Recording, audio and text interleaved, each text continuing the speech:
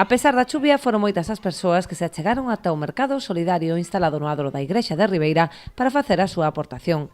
Esta iniciativa impulsada polo Ceipo Grupo e que este ano contou coa colaboración dos colexios de artes heroínas de Sálvora da Guiño persegue un dobre obxectivo, conseguir alimentos para Cáritas e o comedor social ao tempo que se fomenta o hábito lector. Bueno, nos recollemos a comida e ali os nosos compañeiros dan libros e dan uns tickets que che sirven para coller libros. Ademais das achegas dos veciños que ao longo da mañá se deixaron caer polo mercado, os alumnos doaron tamén kilos e kilos de alimentos non perecedoiros que foron achegando aos centros educativos ao longo da semana.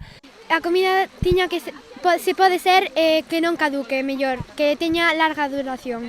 Galletas, azúcar, legumbres. Si que viron moitos rapaces de diferentes colegios e algunhas nais e pais de compañeros e compañeiras.